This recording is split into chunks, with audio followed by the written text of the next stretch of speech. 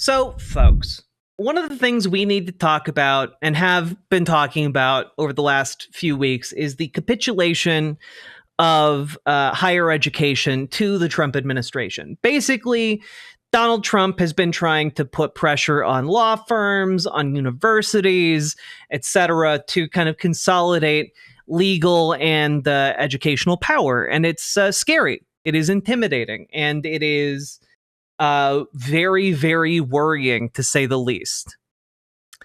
And, well, I'm going to read you guys the letter, okay, that was sent. Let me pull it up here.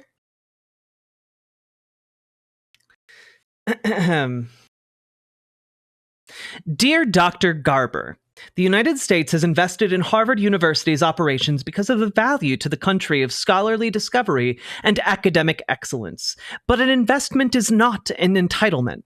It depends on Harvard upholding federal civil rights laws, and it only makes sense if Harvard fosters the kind of environment that produces intellectual creativity and scholarly rigor, both of which are antithetical to ideological capture. Harvard has in recent years failed to live up to both the intellectual and civil rights conditions that justify federal investment. But we appreciate your expression of commitment to repairing those failures and welcome your collaboration in restoring the university to its promise. We therefore present the below provisions as the basis for an agreement in principle that will maintain Harvard's financial relationship with the federal government. If acceptable to Harvard, this document will constitute an agreement in principle with which the parties will work in good faith to translate into a more thorough binding settlement agreement. As you will see, this letter incorporates and supersedes the terms of the federal government's prior letter of April 3rd, 2025. So basically, this is a letter being sent by the General Services Administration to essentially Harvard at large. And one of the things to talk about here before we get to the provisions is essentially that, well, hey, you guys like all those grants we give you, right? Be a shame if something happened to them. Be a real shame. You know, I got a friend who has a bull, you know? And what happens if that bull goes loose in your china shop? It'd be a real shame. Be a real shame. And well, let's get into this. Governance and leadership reforms. By August 2025, Harvard must make meaningful governance reforms and restructuring to make possible major change consistent with this letter, including fostering clear lines of authority and accountability, empowering tenured professors in leadership, and from among the tenured professorate and senior leadership, exclusively those most devoted to the scholarly mission of the university and committed to the changes indicated in this letter, reducing the power held by students and untenured faculty. The intellectuals are being attacked first. We are certainly in the beginning stages of fascism. All totalitarian governments attack academia first. Oh, this is not the beginning stages. We are in fascism. The fascism has a death grip on our entire political system. Like, last year we had neoliberalism. This year we have fascism. It's not complicated. We're not in like the beginning stages of anything. But thank you for the $5 super chat. I understand what you mean. I understand. But this has been going on for months now. So basically what we have is the government is saying, oh, well, you need to take a lot more power away from your students. Your students have too much of a say in your affairs. And, your untenured faculty has too big of a say in your affairs. So consolidate that power. We only want tenured professors at your school saying what can and cannot be done. Reducing the power held by faculty, whether tenured or untenured, and administrators more committed to activism than scholarship, and reducing forms reducing forms of governance bloat, duplication, and decentralization that interfere with the possibility of reforms indicated in this letter. So basically, consolidate power, but also make sure that, like, you know, your administrators have the most power, because we want to be able to essentially put the most power. We want to pick the people who are in charge at Harvard, at this private institution, you know?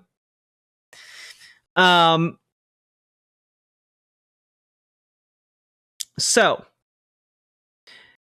number 2, merit-based hiring reform. By August 2025, the university must adopt and implement merit-based hiring practices and cease all preferences based on race, color, religion, sex, or national origin throughout its hiring, promotion, compensation, and related practices among faculty, staff, and leadership. Such adoption and implementation must be durable and demonstrated through structural and personnel changes. All existing and prospective faculty shall be reviewed for plagiarism, and Harvard's plagiarism policy consistently enforced. All hiring and related data shall be shared with the federal government and subject to a comprehensive audit by the federal government during the period in which reforms are being implemented, which shall be at least until the end of 2028. So basically, if you want to hire like anybody, you can't be using DEI programs. You know, no diversity, equity, and inclusion initiatives, you know, which, and I need to really stress this, boils down to you need to hire straight, white, cis men. That's what this means, okay? Plagiarism, why did that show up? Genuinely, I'm gonna throw this out there. Genuinely, I think it's partly as a garnish to make this all seem more official, more like it cares about the actual academics rather than, like, you know, being what it is, a blind power grab. Which is made clear by the fact that they want all hiring data shared with the US government from a private institution. Keep in mind, Harvard is not a state school. It's not a state university. This would be like the U.S. government coming in and being like, "Yeah, you have to give us in-depth, hiring practices from your mom and pop hardware store." And we the government want to be able to say whether or not you can or can't hire those people. It is government by mafioso, yeah. And keep in mind that these reforms need to be implemented and overseen by the government until at least the end of 2028, which you'll note is an election year. I'm not worried, Charles, nose glasses. Schumer has assured me that the moment he detects any fascism in the Capitol gym, he'll be able to talk with the GOP. People are aroused. I haven't seen people so aroused in a very, very long time. People are so aroused right now. Chuck Schumer, whether going to a protest or an orgy. But will the Baileys let him? Oh my God. Aroused. Okay. Merit-based admissions reform. By August 2025, the university must adopt and implement merit-based admissions policies and cease all preferences based on race, color, national origin, or proxies thereof throughout its undergraduate program, each graduate program individually, each of its professional schools and other programs. Such adoption and implementation must be durable and demonstrated through structural and personnel changes, i.e. you guys need to fire people in order to prove that you're making these changes. All admissions data shall be shared with the federal government and subjected to comprehensive audit by the federal government, and non-individualized statistical information regarding admissions shall be made available to the public, including information about rejected and admitted students broken down by race, color, national origin, grade point average, and performance on standardized tests during the period in which reforms are being implemented. But by the way, this is them talking about consolidating student data now. We're all in this together. Romantic cat face emoji. They're now going to take the data of students at the university and then disseminate it publicly. It's It's insane. Was that oh no. People are aroused. I haven't seen people so aroused in a very, very long time. That's a real quote. That is a real Chuck Schumer quote. During this same period, the dean, during the period in which the reforms are being implemented, which shall be at least until the end of 2028. During the same period, the dean of admissions for each program or school must sign a public statement after each admission cycle certifying that these rules have been upheld. International admissions reform. By August 2025, the university must reform its recruitment, screening, and admissions of international students to prevent admitting students hostile to the American values and institutions inscribed in the U.S. Constitution and Declaration of Independence. And let me tell you, as somebody who has recently reread the Declaration of Independence, that is fucking rich. That is fucking rich of this administration under this goddamn Mad King George motherfucker president to even mention the Declaration of Independence. All right. But yeah, including students supportive of terrorism or anti-Semitism. Harvard, and it's so disgusting how they've turned anti-Semitism into like this shield that allows them to do more fascism. Fuck these ghouls. Harvard will immediately report to federal authorities, including the Department of Homeland Security and State Department, any foreign student, including those on visas and with green cards, who commits a conduct violation. As above, these reforms must be durable and demonstrated through structural and personnel changes, comprehensive throughout all of Harvard's programs, and during the reform period, shared with the federal government for audit, shared on a non-individualized basis with the public, and certified by deans of admissions. Yeah, this is Nazi shit. No foreign student should come here under these conditions. If these were implemented, no foreign student should come here. Okay? Not a single one. It would be awful. Awful stuff. We're already seeing students spirited away, disappeared, kidnapped off the street in broad daylight. And they want to facilitate that process by imposing these conditions on private universities.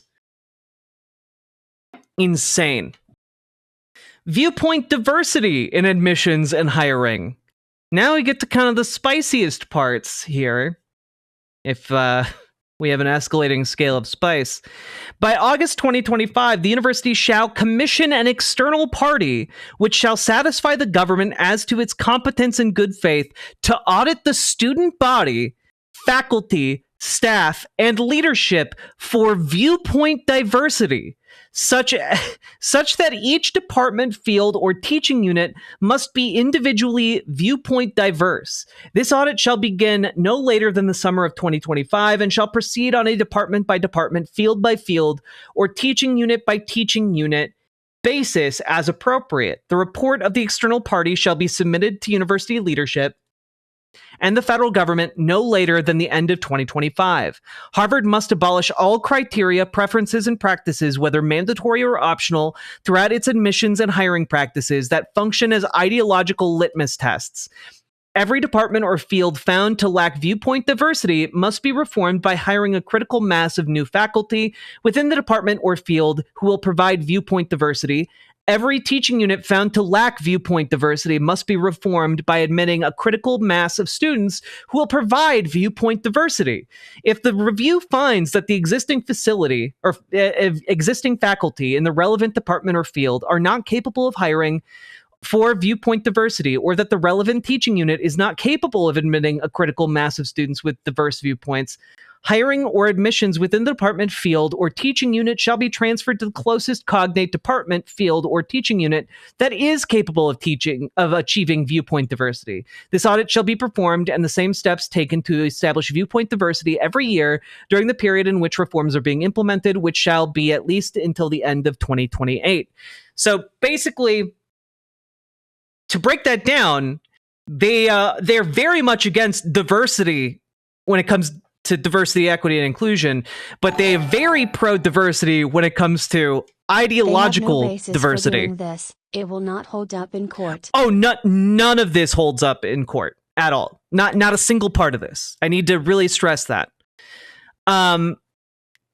Basically, what they're saying is we are going to force you to hire conservative professors in order to say that you are ideologically diverse. And we are going to force you to admit conservative students in order to be ideologically diverse. You know, even if they aren't necessarily the most achieving-ful students. You know, even if they might not be the best students, they're ideologically diverse, and that makes them good, right? That makes them candidates. Yeah, give Jordan Peterson his job back, exactly.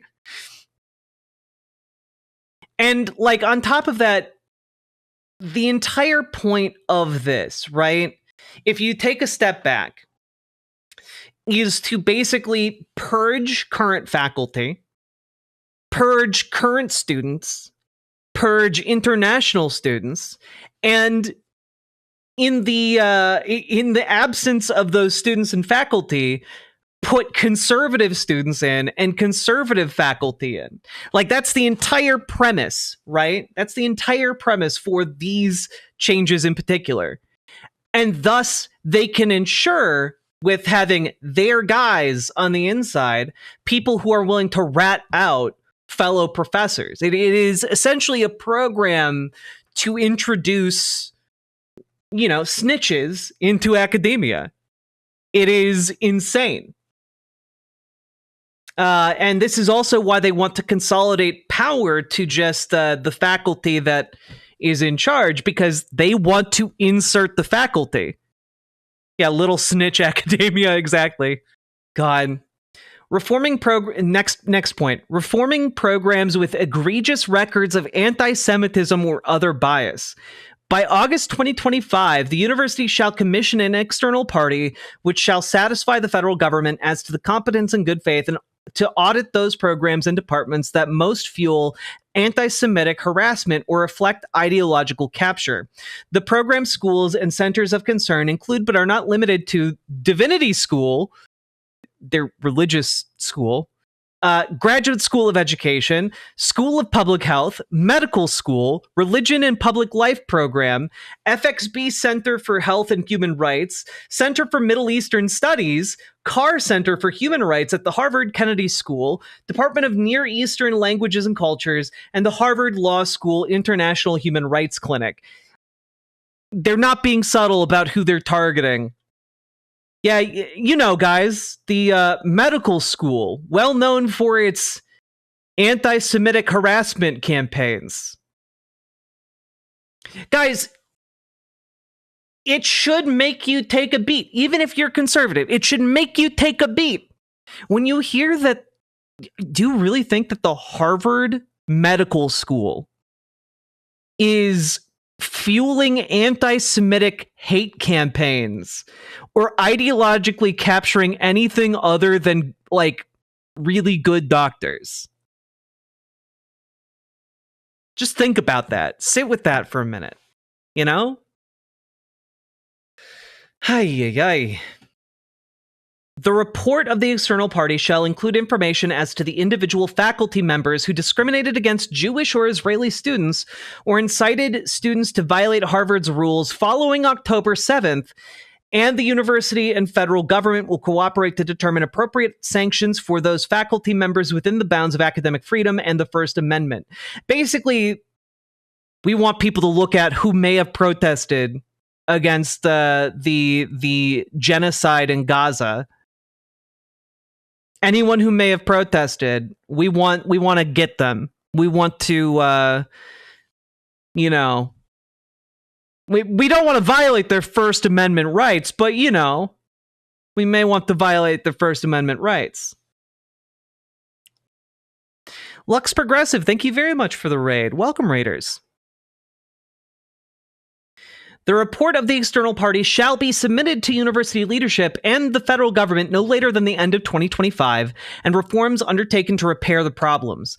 This audit shall be performed and the same steps taken to make repairs every year during the period in which reforms are being implemented, which shall be at least until the end of 2028. The discontinuation of DEI. The university must immediately shutter all diversity, equity, and inclusion programs, offices, committees, positions, and initiatives under whatever name, and stop all DEI policies, including DEI-based disciplinary or speech control policies. Speech control policies, fuck off.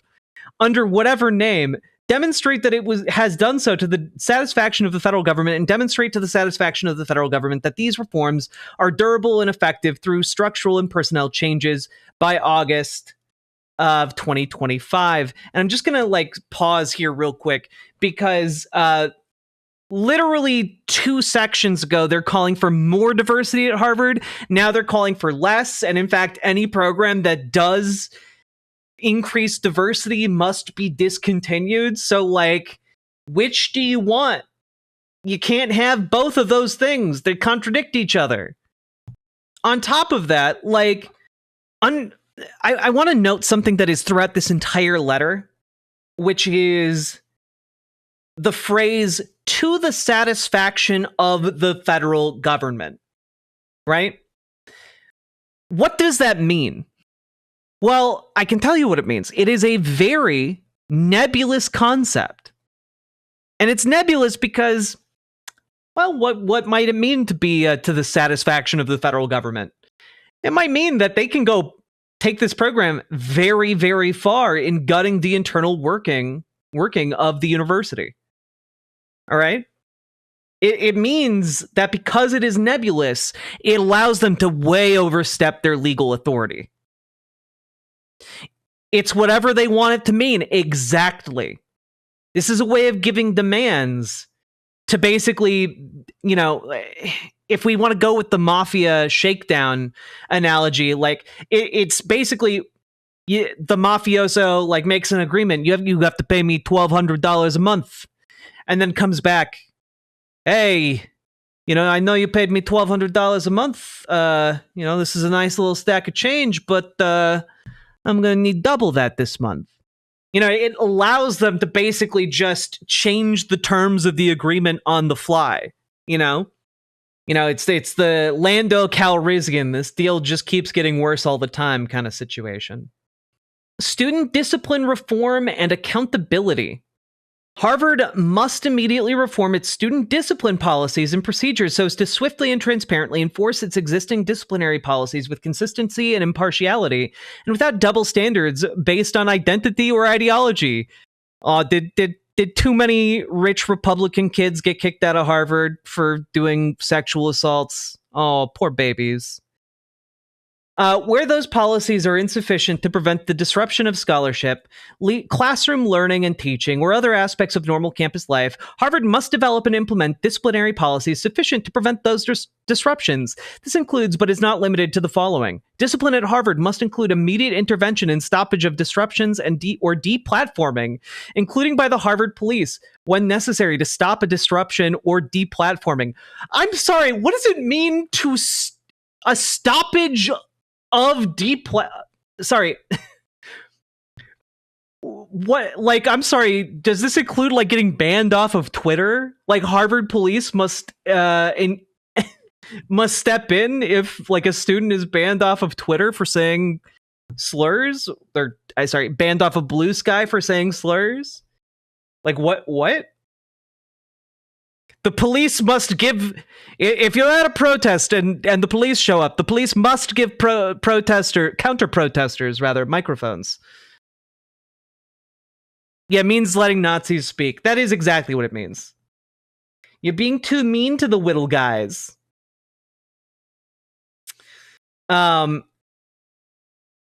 Let's see. Robust enforcement and reinstatement of existing time, place, and manner rules on campus, including ordering the Harvard police to stop incidents that violate time, place, and manner rules when necessary. A disciplinary process housed in one body that is accountable to Harvard's president or other capstone official, and removing or reforming institutional bodies and practices that delay and obstruct enforcement, including the relevant administrative boards and FAS faculty council. And I'm just going to stop here and point out that the reason they want one official like Harvard's president to be in charge of these disciplinary bodies is so that they can remove the Harvard president and put in one of their guys. as Harvard's president, who then would have essentially their own little ghoulish fasci court to preside over students at Harvard. Genuinely, it is a power grab. That is what I'm trying to convey here. Harvard must adopt a new policy on student groups or clubs that forbids the recognition and funding of or provision of accommodations to any student group or club that endorses or promotes criminal activity, illegal violence, or illegal harassment, invites non-students onto campus who regularly violate campus rules, or act as fronts for a student club that has been banned from campus. And I just want to pause here and say, what does that mean? It means no student group would be able to say, end the genocide in Gaza. That no student group would be able to do that because their student group would simply be dissolved. The leaders or organizers of recognized and unrecognized student groups that violate these policies must be held accountable as a matter of student discipline and made ineligible to serve as officers in other recognized student organizations. In the future, funding decisions for student groups or clubs must be made exclusively by a body of university faculty accountable to senior university leadership. In particular, Harvard must end support and recognition of those student groups or clubs that engaged in anti-Semitic activity since October 7, 2023, including the Harvard Palestine Solidarity Committee, Harvard Graduate Students for Palestine, Law Students for Palestine, Students for Justice in Palestine, and the National Lawyers Guild, and discipline and render ineligible the officers and active members of those student organizations. Harvard must implement the comprehensive mask ban with serious and immediate penalties for violation, not less than supervision. And just, I need to really emphasize here, you cannot have a mask ban when the school literally incorporates a medical school. I feel like I shouldn't have to explain this, but you cannot ban masks on a campus training doctors.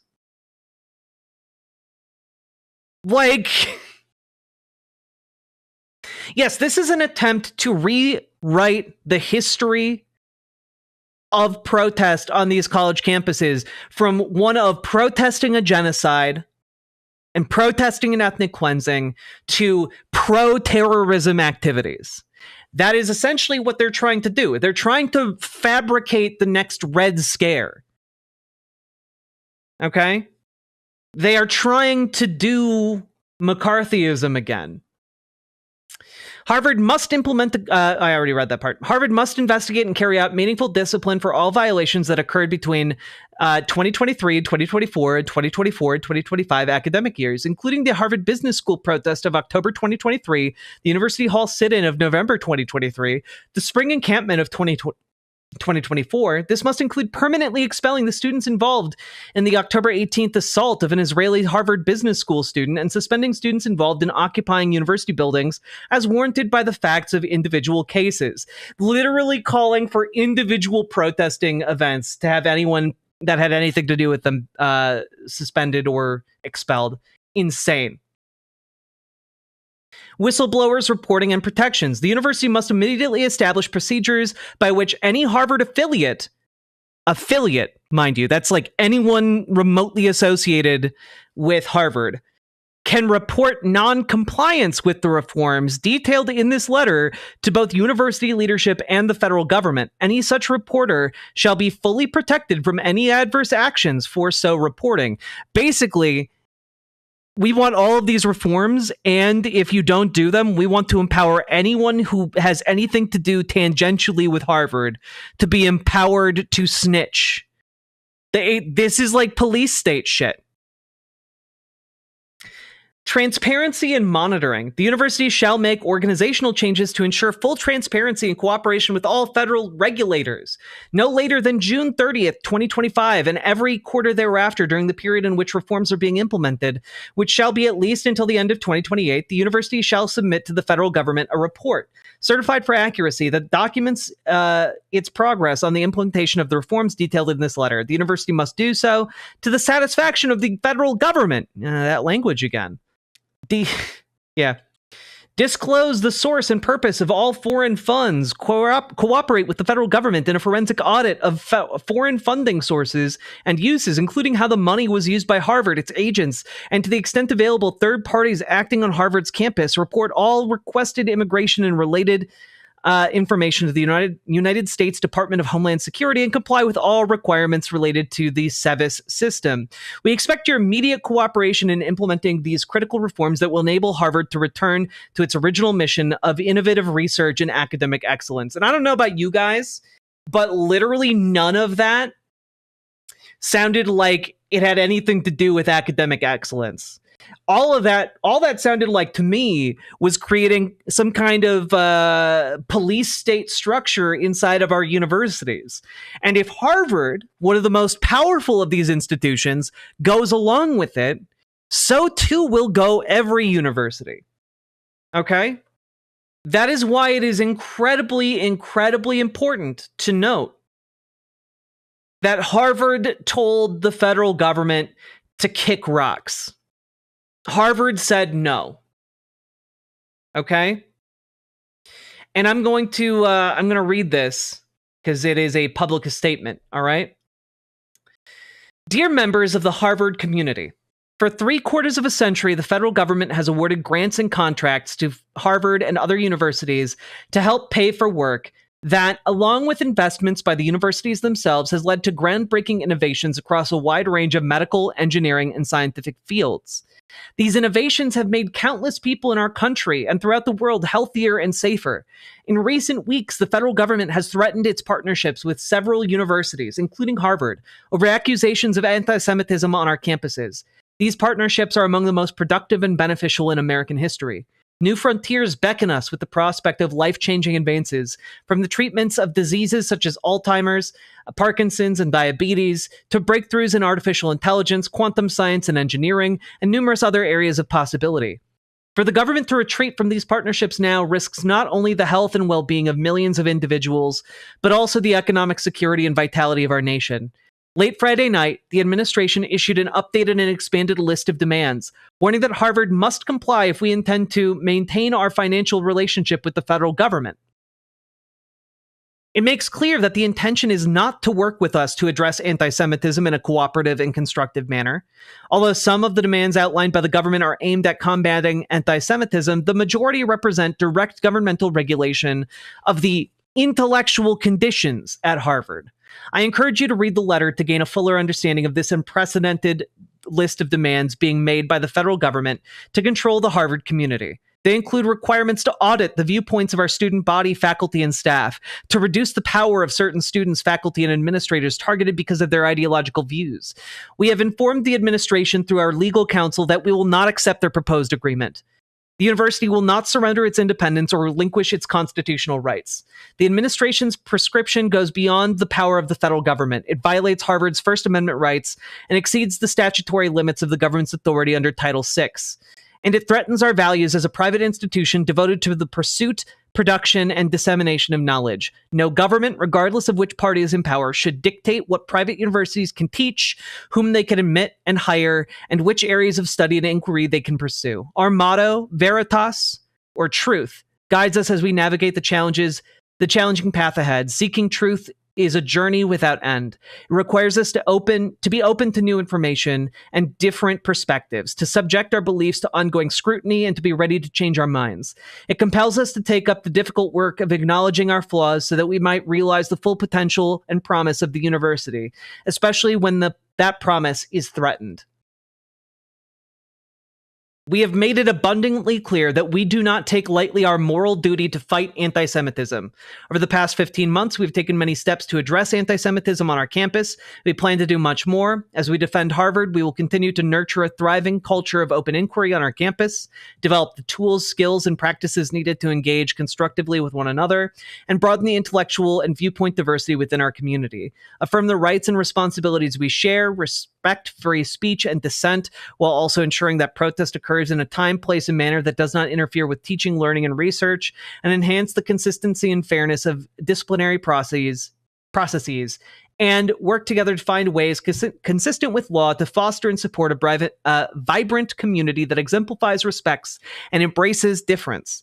As we do, we will also continue to comply with the Students for Fair Admissions versus Harvard, which ruled that Title VI of the Civil Rights Act makes it unlawful for universities to make decisions on the basis of race.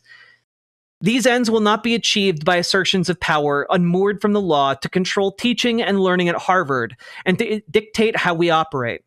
The work of addressing our shortcomings, fulfilling our commitments, and embodying our values is ours to define and undertake as a community. Freedom of thought and inquiry, along with the government's longstanding commitment to respect and protect it, has enabled universities to contribute in vital ways to a free society, to be healthier, more prosperous lives, or to healthier, more prosperous lives for people everywhere. All of us share in a stake. All of us share a stake in safeguarding that freedom. We proceed now, as always, with the conviction that the fearless, unfettered pursuit of truth liberates humanity, and with faith in the enduring promise of America's colleges and universities hold for our country and our world. So, yeah. I'm also going to read the legal letter that Harvard responded with. Okay? We represent Harvard University, and we are writing in response to your letter dated April 11th, 2025, addressed to Dr. Alan Garber, Harvard's president, and Penny Pritzker, senior fellow of the Harvard Corporation. Harvard is committed to fighting anti-Semitism and other forms of bigotry in its community. Anti-Semitism and discrimination of any kind not only are abhorrent and antithetical to Harvard's values, but also threaten its academic mission. To that end, Harvard has made and will continue to make lasting and robust structural policy and programmatic changes to ensure that the university is a welcoming and supportive learning environment for all students and continues to abide in all respects with federal law across its academic programs and operations, while fostering open inquiry in a pluralistic community free from intimidation and open to challenging orthodoxies with whatever their source.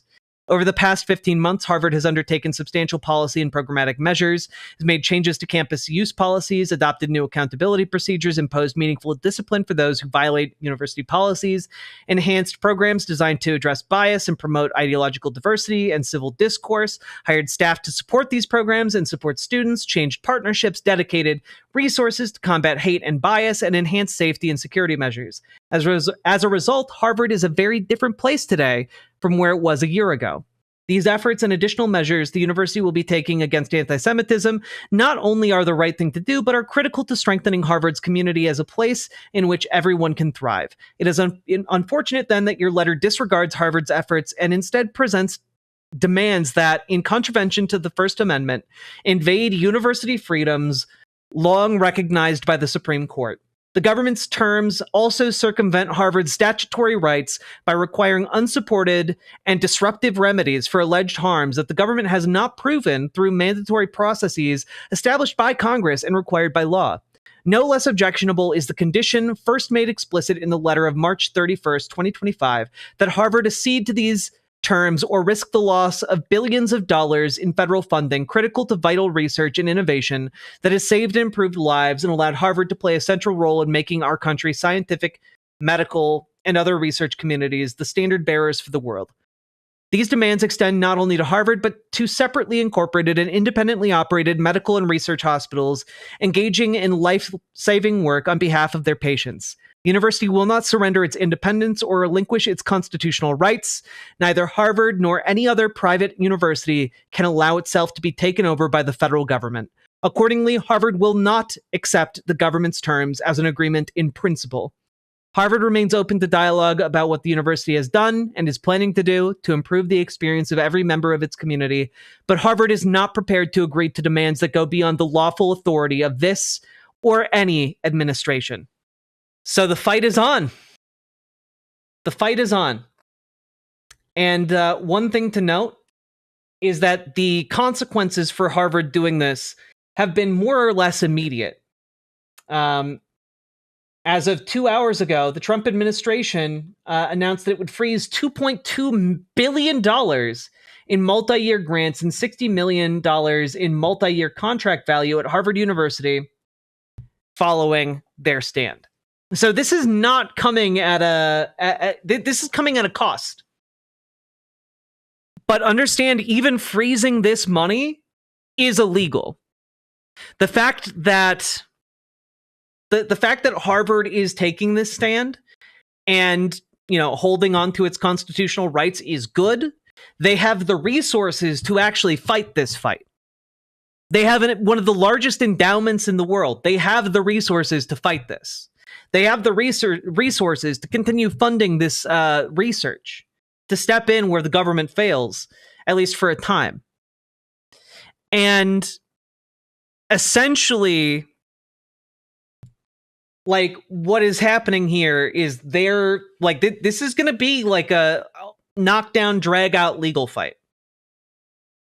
And I, for one, after seeing weeks of law firms both stand up and a larger number sit down and lick the boots of the Trump administration, I am glad to see Harvard standing up to fight. Okay? This is good. But also worth noting, Don Moynihan over on Blue Sky, who you should all follow, a very good reporter. He's a policy professor at the University of Michigan. I call him a reporter. He's just sharing like events as they transpire. But he points this out, and what I think it's quite useful to contextualize what's happening here. The Trump administration wanted to control the most basic aspects of the university, including what is taught and who is hired. They wanted to turn Harvard into a fancy version of Trump University. And when Harvard said no, Trump used publicly funded research as a hostage, which is true. What I did not know was this piece here from the New York Times. As a reminder, this is not Trump's money. He is impounding funds illegally based on the most obvious fig leaves to settle grievances. It's an extraordinary abuse of his office. As he finished lunch in the private dining room outside the Oval Office on April 1st, President Trump floated an astounding proposal. What if the government simply canceled every dollar of the nearly $9 billion promised to Harvard University? What if we never pay them? Mr. Trump casually asked, according to a person familiar with the conversation. Wouldn't that be cool?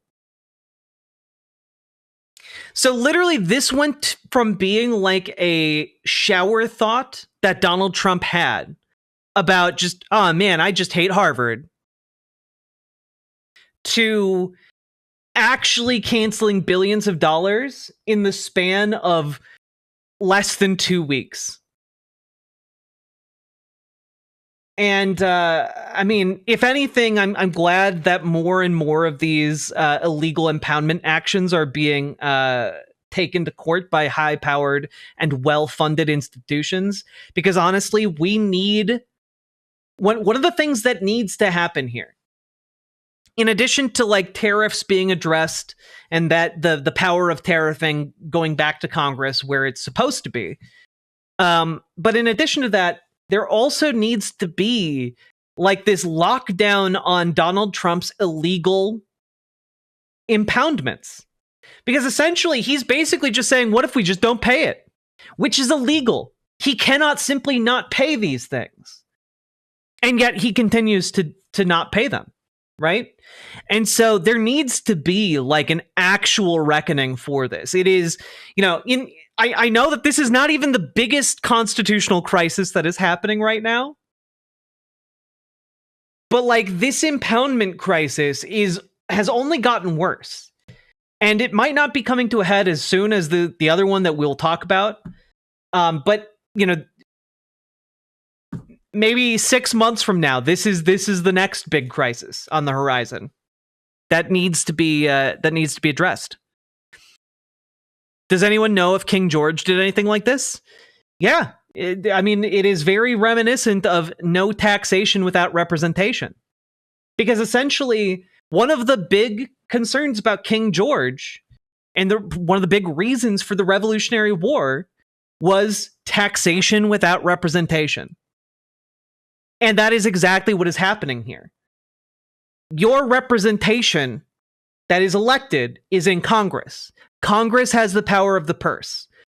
When Donald Trump seizes the power of the purse and does not pay who the government is supposed to pay, that is taxation without representation. Your tax dollars, according to your representatives, were supposed to go to Harvard University.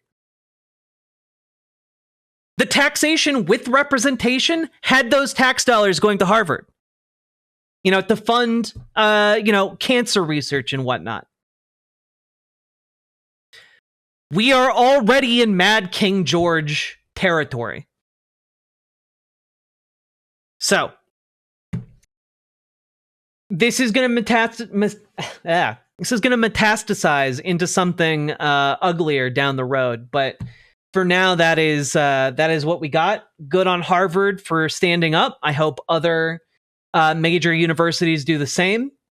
I hope that we can have a relatively united front across all echelons of society, because that is what we need right now. We need to defeat these evil fascist motherfuckers and ensure that this vile ideology never sees the light of day again once they are finally out of power. That is our number one job right now. Riverboat Jack is coming to town. All the viewers gather round. Twitch and YouTube is where she streams. All that content is bursting the scenes. Politics, gaming, plenty more. Her sense of fashion you'll adore. So grab your stuff and hop aboard. We're going straight to Jack's Discord.